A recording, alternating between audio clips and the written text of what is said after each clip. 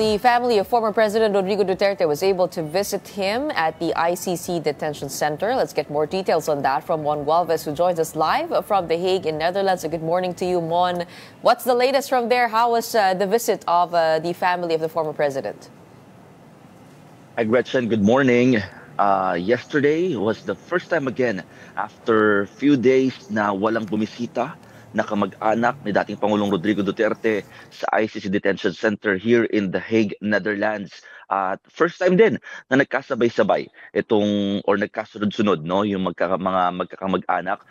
Una, dumating si Vice President Sara Duterte, and then few minutes after, sumunod naman na dumating si Hanelet Avancenia, ang common law wife ni dating Pangulong Rodrigo Duterte, and then followed by na tumatakbo papasok sa loob ng detention center ang kanyang anak na si Veronica Kitty Duterte. Tumagal din ng halos 2 oras yung kanilang bisita. This is not usual. Mas mahaba ito kumpara sa mga nakalipas na araw. Nung tanungin natin kung bakit ganito kahaba at bakit ganito katagal yung kanilang visit sa loob, nagkaroon daw ng something na hindi nila kontrolado sa loob ng ICC Detention Center na hindi sila ang dahilan. So nagkataon lang na talagang naapektuhan din yung kanilang oras ng visit, kaya naman pinagbigyan sila na humaba yung kanilang stay. Kaya naman bagay na pinagpapasalamat din nila dahil mas naging mahaba nga rin yung kanilang bonding, ika nga.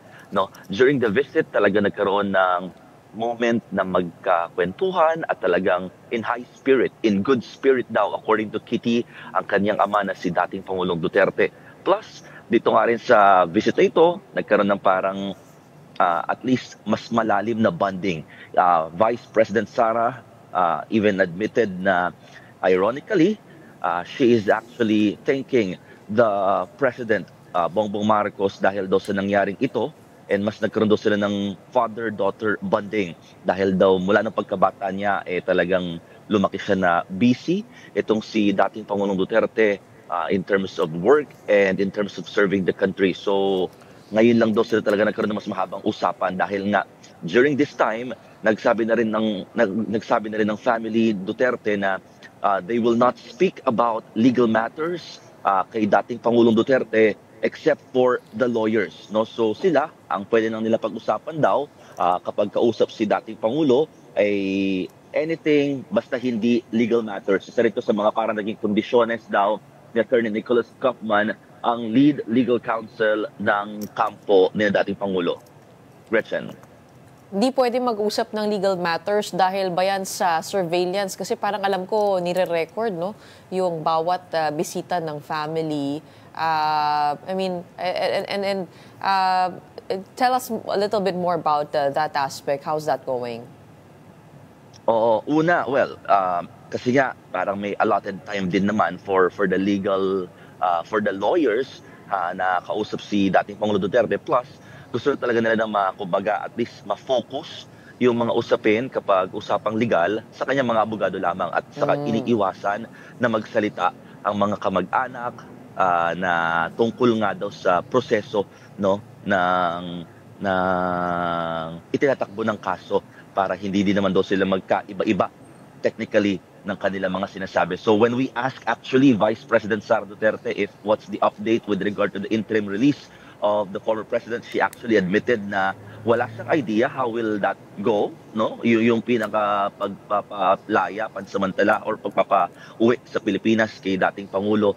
So she leave it up to Attorney Kaufman, pero ang sinasabi nga niya, kung siya daw talaga tatanungin, alam niya na magiging delikado for her father na umuwi sa Pilipinas, pero at the end of the day, the client, yung pang masusunod at ang gusto ng client, makauwi sa Pilipinas, particular sa Davao City. Gretchen. Yesterday, you said that they were in the finishing touches of the forming the legal team. Did the VP Sara give an update on that? Yes, actually, we also asked that, at isa yan daw sa hinahantay din naman talaga ni VP Sara dito sa The Hague na makumpleto yung documents. Ibig sabihin, yung documents na magko-confirm sa ICC, sa mga legal team na makukumpleto at mabubuo nga dito sa kampo ng mga Duterte. At she admitted as well na hindi pa kompleto, hindi pa tapos yung legal team ng Duterte camp pero hindi na niya na binanggit no, kung ilan at kung sino pa ang mga inaantay, lalo't ang nag-aasikaso daw nito ay si Attorney Kaufman. Tinanong din natin kung si Attorney Harry Roque ba, the former presidential spokesperson, will be part of the said team. Hindi na niya ma-confirm dahil it will be up to Attorney Kaufman plus her father, kung makakasama nga ba si Attorney Roque dito sa kampo nila. Okay, it's been 3 weeks that the Vice President has been there, has been spending time there. Did she give any word on when she will be returning, and also family members that are up to replace her there? Sabi niya magro-ronda sila. Yes, parang magre-relyebo, no, or magro-ronda nga yung nabanggit mo, ang family members, particularly yung mga magkakapatid. Yung pag-uwi ni Vice President Sara, she didn't give a confirmation on what specific date she will go back to the Philippines, pero ang sinasabi nga niya, iniintay pa rin kasi niya yung dokumento para nga siguro makumpleto muna itong legal team ng kanilang kampo. Habang yung pagrerelyebuhan ng mga magkakapatid, Kitty actually said this, na they are already in communication with her brothers, no, si Mayor Baste at saka si Congressman Paulo, na pupunta rin at talaga magpapalitan sila, pero walang confirmation yet kung kailan, lalo't busy itong dalawa sa pangangampanya rin sa lokal. Pero one thing is for sure, there will be a children or of former president na makakasama pa rin niya sa The Hague. Pag nakita po natin yung video sa na piniplay, no, mukhang magkasama si Sara, VP Sara, at saka si Kitty Duterte. Is that correct? Were they able to get inside all together? We do know that there is some sort of animosity, or there might have been some animosity between VP Sara and also Hanilet Avancenia. So, magkakasama sila talaga pumasok doon? Oo, actually we are also surprised na magkakasunod sila pumasok pero magkakasama na silang lumabas.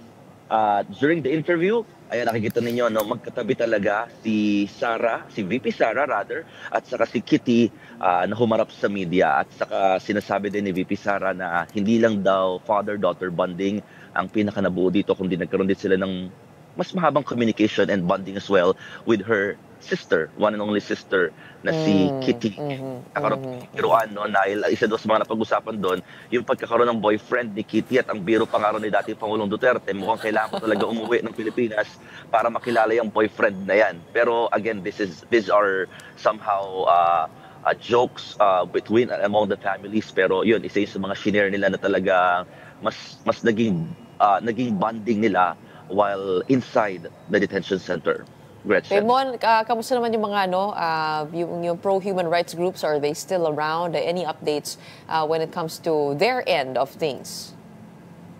Oo, yung mga kabilang side, talagang they are after na kontrahin na kaagad, no, yung mga plano ng Duterte camp in terms of filing a motion for interim release, dahil nga they fear for their safety, dahil they believe kung sakali makakabalik ng Pilipinas ang dating Pangulo, it might affect, no, yung kanilang security, magkaroon doon ng mas matinding at least parang yung emotional challenge at the same time sa mga magkakamag-anak ng mga biktima rather, dahil they still believe na makapangyarihan pa rin, ma-influensya, as they quote it, ang Duterte family, kaya ayaw nila na makabalik siya sa Pilipinas at harapin itong kaso here in The Hague, dahil naniniwala sila that crimes against humanity is an international crime that should be